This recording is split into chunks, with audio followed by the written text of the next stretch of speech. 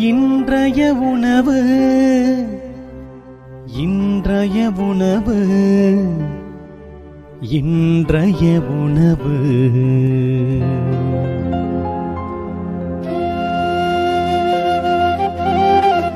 நற்செய்தி வழங்குபவர் தந்தை நிர்மல் ராஜ்.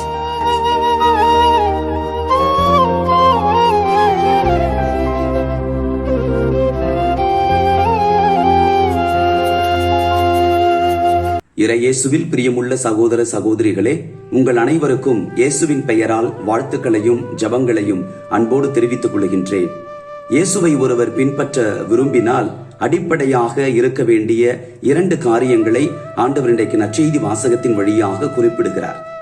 ஒருவன் தன்னை முழுவதுமாக இழப்பதன் வழியாக அவன் தன்னை ஆண்டவரின் கரங்களில் அர்ப்பணிக்கிறவனாக இருக்கிறான். அந்த தன்னலம் துரத்தல், ஆண்டவரின் கரங்களிலே தன்னை அர்ப்பணித்தல் என்பது 2 வழிகளில் வெளிப்படலாம். அதை ஆண்டவரை நற்செய்தியிலே சீடர்களுக்கு சொல்லிக் கொடுக்கிறார். முதலாவது, அவன் இயேசுவின் பொருட்டு தன்னை இழக்க வேண்டும். இரண்டாவதாக, நற்செய்தியின் பொருட்டு ஒருவர் தன்னை இழக்க வேண்டும். அன்பானவர்களை, திருத்தூதர் பணிகள் நூல் 5ஆம் அதிகாரம் 41, 42 வசனங்களிலே நம்ம வாசிக்கலாம். இயேசுவின் பொருட்டு நற்செய்திக்காக திருத்தூதர்கள் துன்பப்பட்டு யூத சங்கத்தினரால் அவமானப்படுத்தப்பட்ட பொழுது ஒரு கலக்கம் அங்கே ஏற்படுகிறது. இவர்கள் இறை மனிதர்கள் என்பதனால் இவர்களை விடுவித்து விடலாம் என்கின்ற நேரத்தில் திருத்தூதர்கள் தாங்கள் இயேசுவின் பெயரால் அவமானப்படுத்தப்பட்டதையும் துன்பத்திற்கு ஆளானதையும் நினைத்து மகிழ்ச்சியோடு யூத சங்கத்திலிருந்து வெளியே வருகிறார்கள். புனித பவுலடியார் சொல்லுகிறார் தன்னுடைய கடிதத்தில், இயேசுவின் பொருட்டு நான் எல்லாவற்றையும் குப்பை என கருதுகிறேன், அவரையே நான் ஆதாயமாக்கிக் கொள்ளுகிறேன் என்று குறிப்பிடுகிறார். அன்பிற்குரியவர்களே, நம்முடைய வாழ்க்கையில இயேசுதான் நமக்கு ஆதாயம். இயேசுவின் பெயர்தான் நம்மை வலுப்படுத்தக்கூடியது. நான் இயேசுவை பின்பற்றுகிறவன் என்று சொன்னால் ஒரு சில அவமானங்களையாவது நம்முடைய வாழ்க்கையில நாம் அடைய வேண்டும். அன்பிற்குரியவர்களே, இன்றைக்கு நம்மிலே பலரும் தாங்கள் கிறிஸ்தவர்கள் என்பதை அடையாளப்படுத்த கூட அவமானப்படுகிறார்கள்.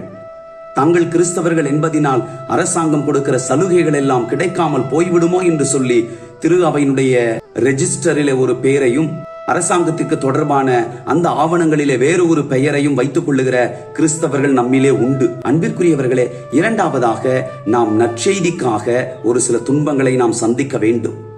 ஆண்டவர் நற்செய்தியினுடைய 2வது பகுதியில சொல்லுகிறார், என்னை குறித்தும் என் வார்த்தைகளை குறித்தும் வெட்கப்படுவோரை குறித்து ஆண்டவர் மாட்சியோடு வருகிற பொழுது வான தூதருடன் தூய ஆவியார் வெட்கப்படுவார் என்று குறிப்பிடுகிறார். வார்த்தையான அவரை ஏற்றுக்கொள்ள வெட்கப்படுவதுதான். நமக்கு வழியாயிருக்கிற வார்த்தை மனுவுருவான இயேசுவை ஏற்றுக்கொள்ளாததுதான் மிகப்பெரிய பாவம், வெட்கத்திற்குரிய செயல். இன்றைக்கு கடவுளுடைய வார்த்தைகள் அடங்கிய விவிலியத்தை கூட நாம் ஆலயத்திற்கு எடுத்துச் செல்ல நம்மிலே பலருக்கும் வெட்கம். கடவுள் நம்மோடு பேசுகின்ற வார்த்தைகளை கேட்பதற்கு நம்மிலே பலருக்கும் நேரம் இல்லை.